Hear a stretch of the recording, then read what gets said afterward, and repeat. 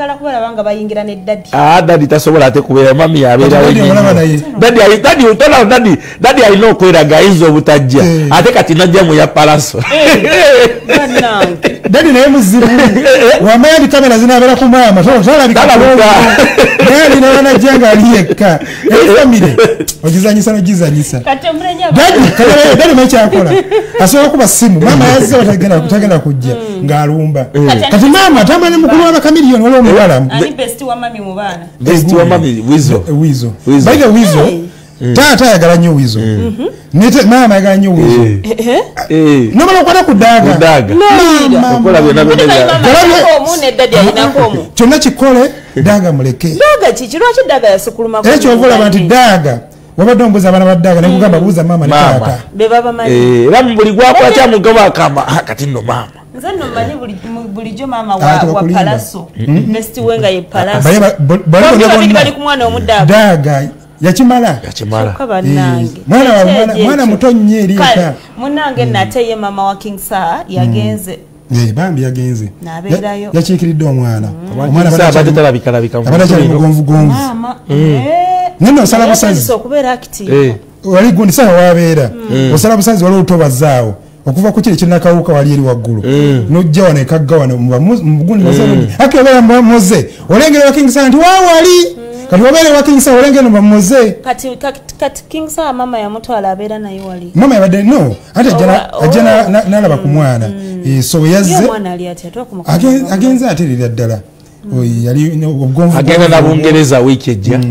Yagenda kulinya Nyonyi King Sir. Shoya gundi bambi. Ojogeranga agamba nti yesoose. Si yesoose naye kuva we yali akoze ki abadde yali talinya taddanga mukola. Yafiirwa kivulu kya Valentine because baade betaga obuddo kipika. Atenga bamu okuwummulamu. Basoba bamugamba nti wummulamu ko so kati yawalizibwa n'akijjayo naga bali kikola olulala. Oluyimba olwo because olulibadde lulina okubamu shoya yakabye. Naye tomanya kagenda kuba Bungereza. Mama oyo saha yaganya mama we. Kubanga era omuntu yenna ategeera era osanga omuntu nga tayagala mama omanya aliko ekikyamu ku mutwe. Ate lwaki? Mama naawe. Ate taata. Nze ku lwange mama. Taata mama. Bannange. Soko Onera saazi no njogera ndi wane mama King Sir omukyala alabika obulungi omukyala omugonjo ow'empisa yatuzalira omwana abana Uganda go banyiriza mu sike y'okuyimba gye baleko mami ale sibo nawe gye bale bulamu gamba butya tebadde bubi mukama afaayo amina webale kujja kusabira ku mwoyo gwa mugenzi Moses Radio kitukakatako ffenna ng'ababatize kusabira bannaffe abasomose olunaku lwa leero gwe embeera ogirabye otya Nakulwa leero lwa muwendo nnyo lwa kitiibwa okujjukira abafa kintu kya muwendo nnyo era nkubiriza bannange bonna tweweeyo tusabire nga abagenzi kuba bati bakyesobola kweyamba ffe abalamu abakyali ku nsi ffe tusobola okutakabanya emyoyo gyabwe mukama asobola batuusa Bwakabaka bwe. N'abayimbi abali eyo kino bakiyigiramu ki nti abantu bajja ne basobola okukungaana ne bajjukira omugenzi bakiyigiramu ki? Abayimbi abali eyo mbakubiriza badde eri omukama bulijjo mu buli mbeera yonna betabenga mu buweereza bwa Katonda balime kwetaba mu bukka obwensi. Mutabani agamba atya King Sir? Mutabani ajja kuba bulungi mukama afayira mujjanjaba. Tasobodde kujja olw'akasana kano. Embeera eri etya yatereera ali atya? Ajja kuba bulungi mukama yasinga okumanya.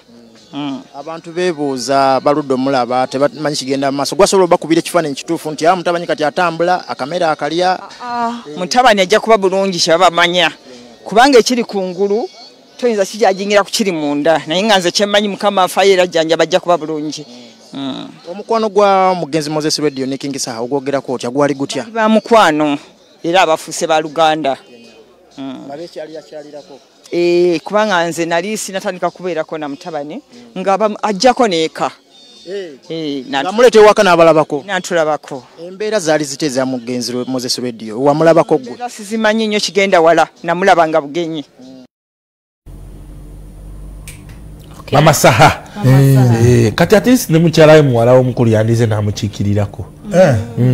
Muwala omukulu akyali mu background. Akyali mu background nnyo.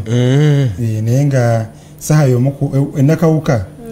kubagaga bifekera naye wabiriwo emboozi gye twabuuse ani ayagala okubba ettaka lya maama rediyo oyo omusajja oyo yaani oyo ate ngambye omusajja oyo tali yekka ono asumbwasumbwa abantu ku mataka ono gundi asumbwa abayimbi ku mataka malayika yamuli emabega asumbwa abayimbi ku mataka jeff malayika yamuli emabega katikati ninyo soko linewo kati ninyo era waliwo era olutalo olwo yasumbwa abayimbi ku mataka era kye yakoze donizera oyo kenyini nyini nekimanyi nti baitha wawantu awo basobola kuteekawo mbeera nga gundi yakafa muze bamuziika wali bagamba nti balina muziikawo jeff bagatema mu puloti nga bagamba nti kakati muze yali avali nga bazimba ennyumba somi paka wano kakati wano wizo yaddako paka wali kakati wali eri ne bagamba nti wa jeff nga bagala gana ziikawo mugenzi jeff bamusondere sente bamuwave naye ng'otunuulira ey'okufiirwa engeri gy'ogaana abantu okuziika wali ne bikalubakalwamuuko kalimbede maiti byatereera naye twagaza okuwulira mbu simanyi omusajja ali awo ku kyalo agamba simanyi ne baguzaako kitundu simanyi biki wamma maama Jeni Kasubo obeera mugumu nedda tumukwase Kamoga Haji Kamoga bayire aziraba nnyo ne Beautiful Zanei tavaako kuno Beautiful Zanei ogamba oti Zanei bane ngambuzeeko nnyo ne Haji nga yagala nnyo ne mala haki zonna zonna muzikola kakati owe Masaka no Beautiful Zanei oli tagatwako tochiddamu yita namba 3 gwatagattako yakiggala namba 3 akiggala gwe batagattako gwe batazaako Haji gemanyi ga Haji tukubuuzizaako nnyo ogamba otya Haji oyambye abantu bangi mu nsonga z'ettaka bambi yakoze state ku mazzi kuli kwennyini ebukaaya Haji amanyi olina mangi bannaaye nena musanza nagamba happy birthday nakolako kalinga ndoza genda kumya bigawo yo kabi kolanga sebo sembera emikolo ne gigwerawo hadi yanzo sola na yenzi emikolo jagwerawo nze Kasita Beautiful Zanei yangamba omwaka ogutandise otya nengeza bagamba wano muyinza okugweddalu kati nze birthday yange yaliyo nga 2 olaika twasembera kumpi we yali ngambadde nekumpi ne Haji nako zino zonna mulivawo nambadde nnyo ne Haji ku nsonga ziri mbadde nnyo ne Haji ajja kukola naye nga Haji nkubuzizaako naye ng'ekyokunywa kino kye bayita gift hibiscus juice kano hibiscus omumanyi kaleeta buli kimu kakola buli kimu kajuice ke bayita hibiscus wandibaddnamba y'obuntu buno kubanga nkooyo okuva wano abantu babuusa abantu baagala obuntu buno hibiscus ono akolebwa musajja mukulu gwe bayita Biva Organic Biva Organic musajja w'amaanyi ebintu byaffe byonna bikola mu bintu bya butonde gwamanyi muganda nga omugaso gwa hibiscus teweetaaga kunnyonnyola kanoonye mu supermarket yonna yonna kajuice kano kali fresh to drink tekasosola myaka kali alaali gwe kanoonyeeko weeyagale era musajja mukulu Biva Organic yatukolera kano akantu kaffe abasajja kano ka wake up okeetaaga gwe kyali wano togenda kusigala kyekimu bagambye nti obwetaaga dozi ya buntu bumeka 5 ng'oterera ng'oddawo beera taratibu wake up omwetaaga Biva Organic asangibwa wali muganda wange ku Hotel Sojovaro opposite Hotel Sojovaro nga ku ngalabiza Ssaabasajja Kabaka osobola okumunoonyako n'omugamba nti Saimo yangambye nkukubire ku 0702 754502 ku Hotel Sojovaro opposite munoonyeeko kakati wayiswa atunyumiriza ku mboozi n'agamba nti Wizkid okuva Nigeria yali yegomba nnyo omugenzi Moze Radio wayiswa mumanyi yabeeranga nnyo ku Good Life kati agambye mu bayimbi bonna Wizkid era yali atusuubiza n'okujja okuyimba ku bwereere ku show ya Guni eringa memorial show ya musajja mukulu gwe bayita radio but organization neremalema bakola naye akayimba ndowooza buli mwaka nga tujjukira Moze banode n'ekivvulo ekinene nga ezivaamu sente zigenda nesasula Jeff neyesonyiwa ettaka made nsindika wa maama nisente zivaamu zigende wa maama ziyambe ku bazzukulu maama twamuzimbira ennyumba alina abazzukulu Lidiani nange nalaba ebifaananyi buli omu apostinga kya mwana wa muzungu azifuye jali Nigeria nakati akyatendereza Moze ne ba P Square nalabye omu ku ba P Square ng'ali ku birthday ng'ali mu kumuyimbira so kikulaga nti gwe twogerako yali w'amaanyi talent yali ya waggulu nnyo era mu bufunze legend manyi kisombwanya abantu ekigambo ekyo nga beebuuza legend yani bane omuntu alesa omukulu oyo si buli muyimbi tujja batuwaye gundi namba zaabwe mulimu n'abamu ababeerawo legendary big eye tuwewaiswa tumulabe muganda wange abalaba batulaba mbalamusiza bampita waiswa nali promotion manager wa Radio Wizo. Omugenzi biki byosobola okumujjukirako byogamba nti tulina wetwali wanene ne wano omusajja nakola kino ne kino oba kino ne kino kyaliwo nga nina omugenzi bintu bingi betwakola kubanga twakola bintu bingi nnyo ebimu sibijjukira naye kyensobola okujjukira mbu waliwo wetwali nawandika Wizkid ngaze namuwandikira ennyimba ezimu kuba yakola album namba Wizkid gutogerako banaye mu Nigeria omuyimbi mu Nigeria ow'amaanyi na kinku wa Africa gutugamba baya mugamba right for me njaga kufuna test of your music ani asaba munne Wizkid era wayo nga ndeseko ja Wizkid waliwe twagende na Rwanda tukole oluyimba ne Wizkid tukole video kuba Wizkid yaina show so bwe tutuke Rwanda nga moza ayomba wachi Wizkid amulese agame babounce bouncing Wizkid yawulira na very wagulu jali najje mu bigere reception nagama bouncer nagama bouncer oyo tomanyi muntu wankizo nnyo mu bulamu bwange moze namugamba you know bro you have talent you don't have talent you just have luck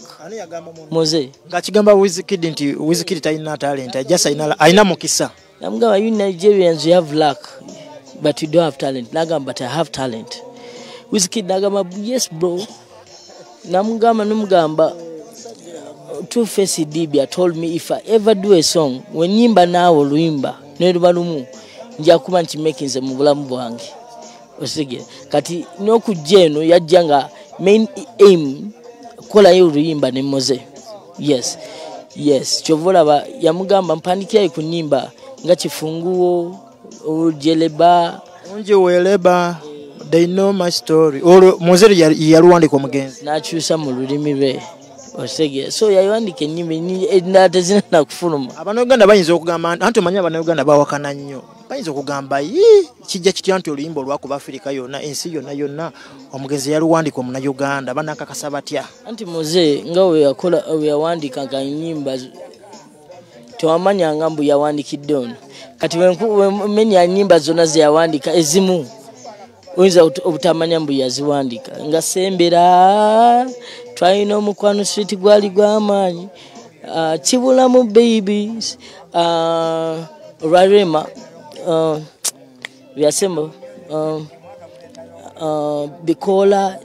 yawandika ennyimba nyingi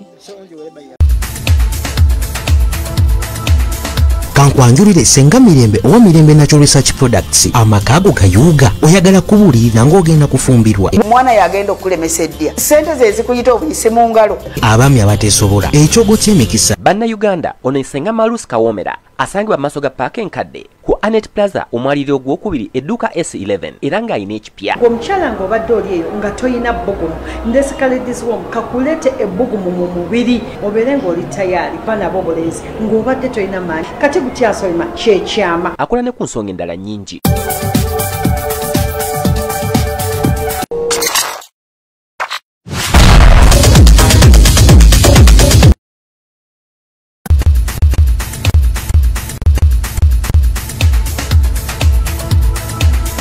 kankwanjulire senga mirembe owa mirembe natural research products amakago kayuga oyagala kubulira ng'ogenda kufumbirwa mwana yagenda okulemesa eddia sente ze zikuyita obuyise mu ngalo abaami abateesobola ekyogo ky'emikisa bannayuganda ono nsenga Malus Kawomera asangibwa maaso ga paaka enkadde ku Anet Plaza omwaliro ogwokubiri edduuka S11 era ng'alina ekipya omukyala ng'obadde oli eyo nga toyina bbugumu ndesikalediziwomu kakuleete ebbugumu mu mubiri obeere ng'oli tayaali banabo obulenzi ng'obadde toyina maanyi kati gutyasolima kyekyama akola ne ku nsonga endala nnyingi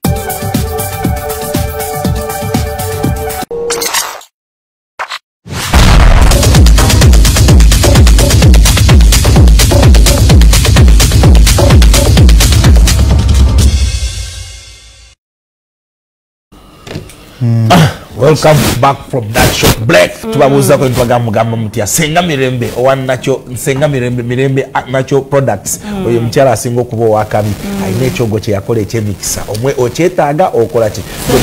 so kawebaza kujoan yampadde business Joan atengaze sinamula bako mwebaze eki wamma kuba kuzire tazimba kasajja mwebaze Joan kale tweyanziza Joan kikozi beautiful Joan tweyanziza ataga manya gange Joan those are my names ateto chususanyo ojja kukyalya kale Biksansangwa ava mu Senga Mirembe Natural Herbal Products agambye nti ekizigo kino kirimu emigaso mingi nnyo nnyini ddala buli kimu ekizigo kyewesiiga n'owunya bulungi Senga Mirembe ekizigo kyewesiiga n'ogonda skin Senga Mirembe ekizigo kimu kyewesiiga n'ofuna emikisa kituufu omusanga wali empererwe na mmere wogenda okubeera nga omusanga Shonga watumiddeko nyangambe kwali Shonga Herbert kwali ngambe sayo nona ayingirawo ono omukyala agaye mwebala kuweereza bamikwano kwendi nnyo ye Anet team Lutalo Peter Serebu Senga Sebanga Peter Serebu bamise ye Anet team neri erinnya nali mukwano gyange Peter Serebu bachali bange nnyo ku mikono gyaffe White Empire White Barry White unatwabuza ko ntwagamba mutya twagala nnyo Sophie Love ni omulala Peter Serebu J Brown ndio kwa J Brown twali naye mukuzika nsamba manyo kugamba nti erinnya ndinamu emikisa olirabe erinnya eryo lunaku lwaggulu naye namba yange wagiwaddeyo erinnya eryo olirabe lisembyeyo ate nandaga message namba yange obusirivu bumeka kati nagamba bagagayigo bakwata obulungi Judi kikono naawe nteeka nnyo mu bunkenke tatwale desire twala nange nechaye ndi muntu Judi genda kukiddako Judi genda kukiddako twala desire mutwale mutolo muddewa genda kukiddako genda kukiddako Judi ndozogera bakadonka mwa babanja sente za bakadonka babanja sente za babanjani sente okuvewa saleroze abantu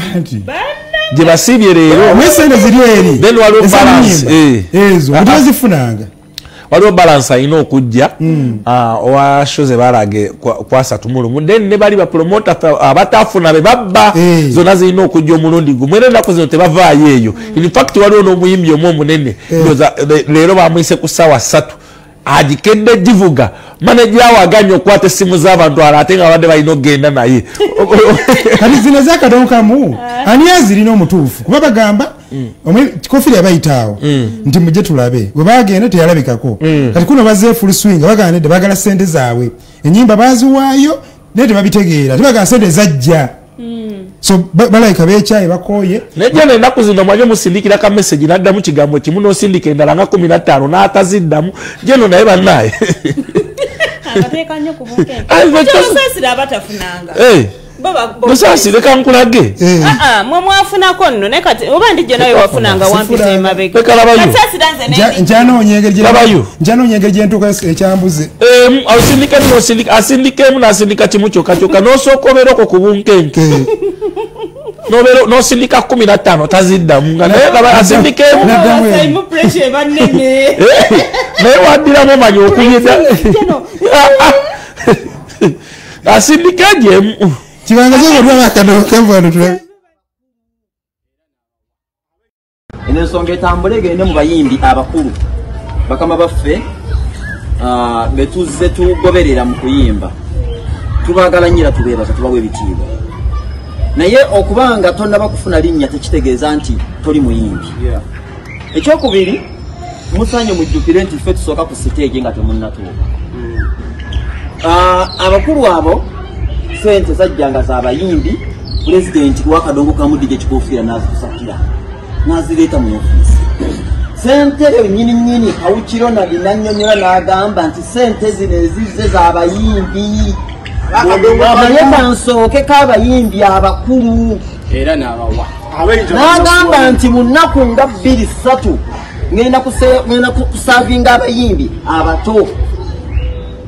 abayimbi abato tulinze wiki yakubiri yakusatu tuyingidde omwezi omusajja takusaatinga ate nga bali basasuddwa era yabawa ku ssente nze Dr. Buwemu nja kufa naawe ate nga nkakasa nti eyo embeera gigirewo ddala gwe totwananga ku muntu nga bwe wafuna ssente naffe twetaaga ki matira n'ekyo abayimbi abato ffe tutegeka kati ebivvulu ne twetamu abayimbi abaki ate ne tubasasula kati mu kufuna ssente z'ennyimba lwaki temwagala tufune twetaaga bwenkanya yadde nga ssente zino zize zigabwa zize mu biseera bino naye azze ayamba nnyo bangi baziise bangi bajjanjabye n'abo abaagala okumulyamu olukwe essaawa zino nabulidde gurupu gye baakoze bagiyita agali awamu erina audios ezitambula nga ziraga nti bamuliddemu olukwe bamunoonya n'okwagala okumutuusako obuzibu bwonna olw'okuba nti agenda kuwaffe abayimbi abato ki sente naye ssente benkugumya nti tuwe ssente nga bwe waziwa abayimbi abakulu tuli ku ofiisi yo wano obutasimba balaba ssente ze baabawa tezibamala omusajja n'agamba nti kansavinge ne ku bayimbi bano abato bakafero juniya batajja isaaka basudalisi Dr. Buwembo n'abalala basereko mutumba mwenna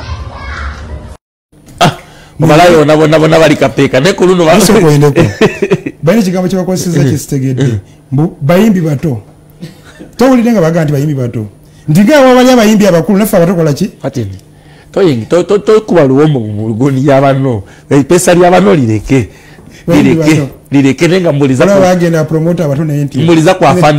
afandeddewo ekapeekaawo ayo yakulira no yoga tune ombulize ku afande kalibala oyo omu ku basajja abali awo of course ne afande nkojo bonna bali side z'ekapeekaawo bambulizeko bagambe nti salaamu alaikum kakati Senga Marusi owakati Gusansoli Senga Marusi Kawomera akuletedde ekyogo agambye bino totawaana nti ate genda ate ngula buguzi kantuke kano kikino teeka butesi mazzi naaba ebisigadde obireke Senga Marusi Kawomera ku Anet Plaza level eyokubiri alina package y'abakyala erimu zi syrup zonna erimu zi apple chi byonna Marusi Kawomera genda ku level eyokubiri ku Anet Plaza Senga Marusi Kawomera wasangibwa Senga Marusi mukubiri ku 0702 nkaaga 8505 ngambo ba 0708 2 8505 Marusi Kawomera osobola omukwasaganya kakati bananga abantu batulaze okwagala ku podium abantu batwagadde naye ate ono pastor Kisoso wazza pastor atukubyemu oluyimba kituufu batwagadde sirinaabo pastor Cheyune atukubyemu oluyimba asimye Frank Cheyune okuva ali wa kozu kawala induzo kawala isaidize awanye podium akusimanyi bannange oluyimba lwo tukole tutya isayo tujja ko tusumula masa tulusumule masa tujja tusumula masa naye ekiyakoze ekyenjawulo agamba nti nga pastor ate yasaza n'agamba muyimbi pastor muyimbi wakadonka bayibe yomu kubabanja sente zilizo bola yomu kubabanja sente kakati abasemba babasindikira amajende babakuba mu mwali ne gundi pastor Lord Fred Sebata pastor saza okukola ndi akwata ku bayimbi abalala ku mikono abayimbi abato asule bitone yabadde na audition gye buvuddeko emabega kawo katono nnyo yakoze audition y'abayimbi n'abako basunsulamu yasunsuddemu abo agamba nti agala bakwatako era omanyi abayimbi balina ezzalawo balina gye babajjeeyo wafunamu ku gundi awo n'afunamu kafeemu n'afuna oluvimbo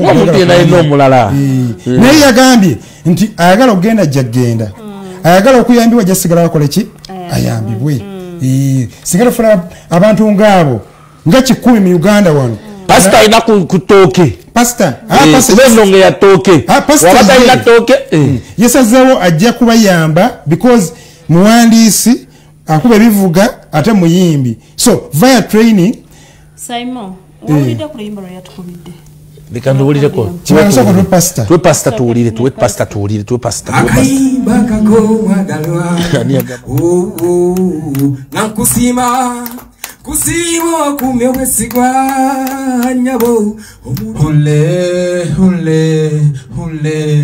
hule chine chilango njaga mchulire ataliwo anagula maulire awata kwa biwoma buli omu wagenda nolwalero nkedde mbitegeke ebisava nze bwe mba nfumba setaaga banumba walikutegwowo notomba ku nsimbi leka nyanje ensonga esikudde mu mutima endese mpakunkana mu bigere ebikalu muliraanwa yanfuula ekisimula enjuye banange ebintu byankola temuli kyego senga nga yansuubiza okujja kunona n'abaana baffe kati abuza kelala ndani enkya noonya omwami wange ebyomukuumiranga e Uganda nange ze byose nga mbikoye twadde ku nsonga ennene gye nayitiddeko abayimbi ba Uganda bonna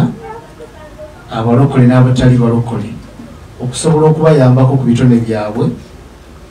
Abantu bangi baagala okuyimba naye ng'ekizibu obusobozi butono. Nvuddeyo okukikola nzize nkola ekintu kyo nakitandika mu lockdown yasooka mu 2020 olw'ensonga nti abayimbi bangi balina ennyimba ennungi balina ebitone bingi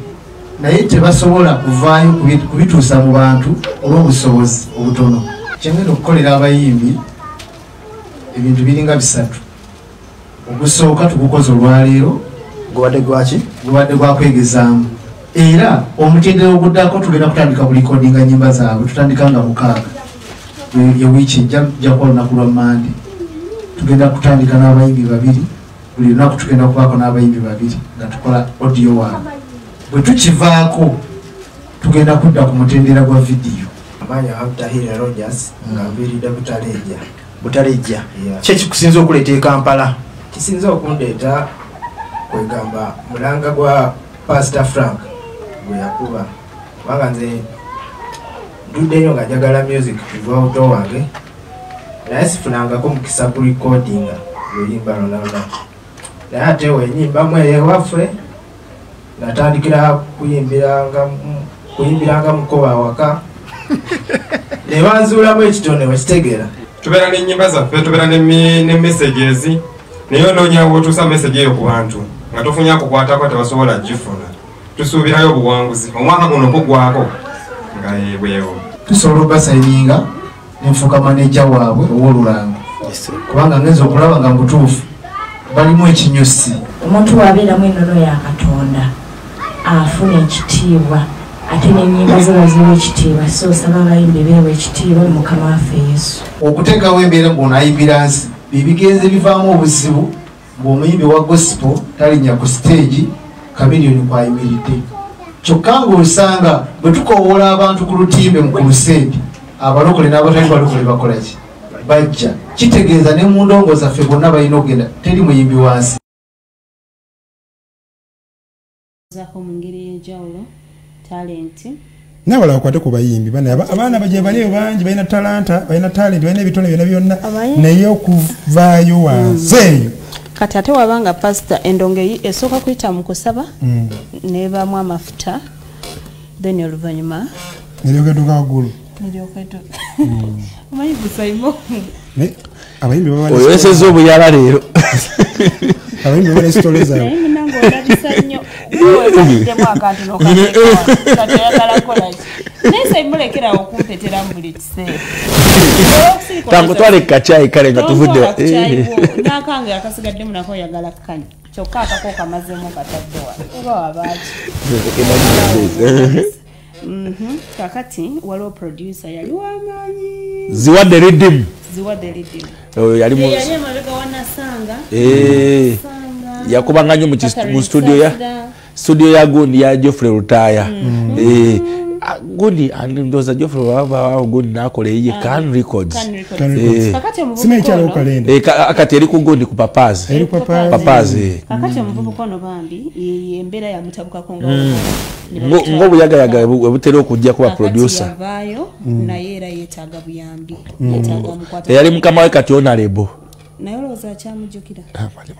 simanyi bapoliisa beetagamu ku mboozi ne sudi yemu gye nagendamu emabega kaawo nga mulimu ebintu ebitambuliramu awo kati nganze ndowooza tekirina kubeeramu naye ngole yalaga kiri fayini kibeeremu nga oli ekitambulatambulaawo neetya nze okwegala ekitambulatambulaawo naye mbula kikuba naye ngole yalaga nti akiri fayini nentya Jude nze biri byantisa bye nalaba eddogo liri mu industry mumaki ndi omu omanyine tompayiza kunkubisa laddu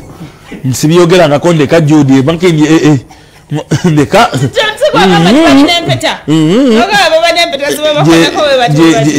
ziri empeta zebatuguza abayimbi makindi eyo nti empeto ogitunuza mu presenter nakusiriwala natandika okuba ennyimba zobulisa buli muyimbi then nisimanyi oba waliwo n'akakomo bakaki wamma gundi yali ayogerako Judy mbugundi mubigayi yakutunuzamu bayinewo na serious note wewali abatunda gundi abatunda empeto ezo simanyi n'akakomo k'abayimbi okuba hiti buli muyimbi upcoming aka milioni yejaji gundi yayamba dimbulago biki aliwa bafana simanyi Judy ebintu bitono nnyo nagwe nasanga nga ine ebikobo kuno babiringa bimeka bino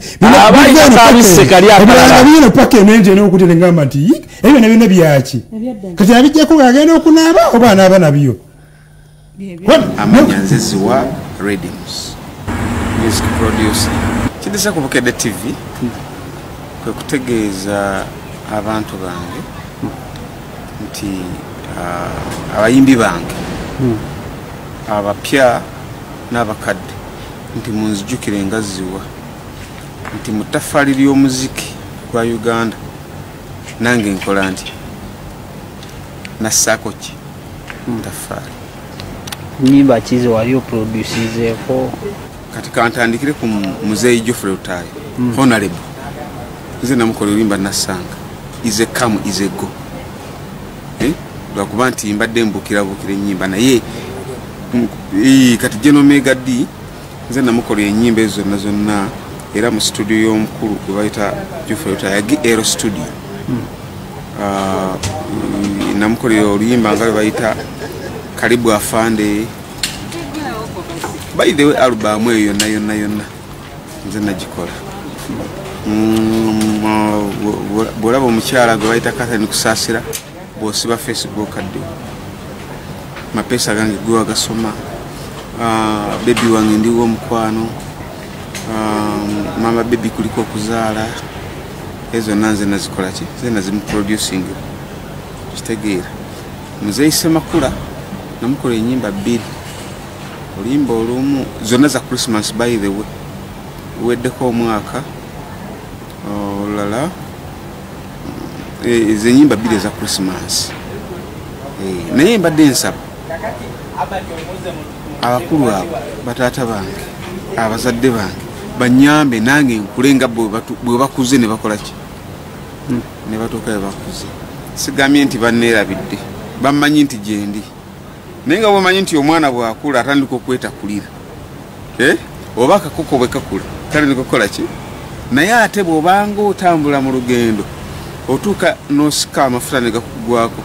nga weetaaga obuyambi eri omuntu omulala okukola ki okusindikako emmotoka ebeeko weekola ki ku lugendo weetaaga obuyambi bwaki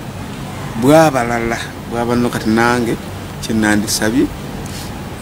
bansindikeko kyogamba abayimbi kasa bonna bakwerabira oba tobakisesinga abayimbi ekyamazima abayimbi tebaneerabidde naye nti kale mbabuzeeko kati mukubabulako kiringa omwana bwabula kwani ku muzadde we bwabula ku muzadde we omuzadde alina okuddamu najjukira nagamba naye omwana wange aliwa yalagawa kati nze kyensaba bamaama bange Catherine Kusasira Bafredi Seruga Geoffrey Rutaaya banaye munzijukire nkyali mulamu ate neetaaga obuyambi bwammwe essaawa eno kyekyamazima amatuufu munsanga ku Dream Studio ya muzeeyi yawe naye nga amaka gange amatuufu gali mu Bende abeera Mubende mu Golodi ewe Mubende mu Golodi batumiddeko nnyo abe Mubende Mubende yona batwagala nnyo Kasambya Mubende Kasanda Kokowe ayogere ku Mubende nenzijukira gundi yankubira essimu ennaku ezo oli omuwala yazaala mu meeya omutegedde meeya w'egundi omwala ayagakuzza faya omwala ayagakuzza faya tebakyamuwa ataga nti omwana atuse okusoma omusajja naye yafuna n'obwa meeya sente zirinnyemuko nasosemuwa ku magezi nemuganda ekyoba okola soko noonye ku meeya soko oddemu oyogende mu meeya webigaana tyoke tubiyingiremu yasooka nonye ku meeya simu yagikubye ng'omwana akaba nentya n'okutya abamu babakola endongo eno emuleeta Daddy Andre is another music Saimo yakusasula Daddy Andre munnaye n'ebizibu bye waliwo ekintu kye bayita eyaŋŋamba okumuvaako musajja wange musajja Daddy Andre oyo gwolaba namutegera ku airport ku airport ne biyingiramu Richmond wali ogenda kutwala bamaje era nali nafunye aviation police nga bamukoze eki wenyini Richmond naneegayirira ne bijjamu oba musajja wange era ali Bungereza DJ Moze mpaka kubira manager wa station yawe Kabanda angamba waaye wekiti ngamba sirabireka namuleka ng'omuntu omukulu era nze ntuuka nengamba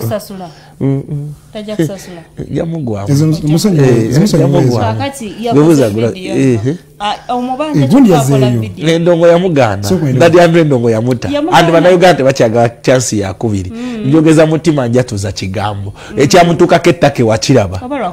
si kubanga mubanja ekyamutuukako ettaka ewakiraba ye muyimbi asinga okusala ng'omututte ebweru kati wakyali asobola kumuteeka mu ssente aga Katonda muggulu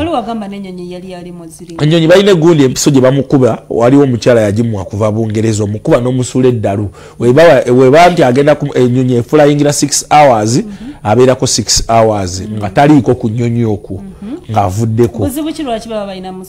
mbo balina ebigundi ebimugaana okulinnya ennyonyi naye balina gundi naye muzanyi wa gundi bakola ki olaba nga tunyumyanyumya muyinza okuba munyumyanyumya wano mu studio n'ogimukuba indirectly ng'agenda kulinnya ennyonyi totya bwe batyo bamukola tebamugamba era bamukola n'ogimukuba indirect empiso bagiyita batya eyo kibanga gye bakuba balwadde abagundi gye bakuba ndwe n'alinnya ennyonyi Mukanya Junior yaddayo oba kyali yazzeeyo y'omu ku bantu badde batuwaga kibomo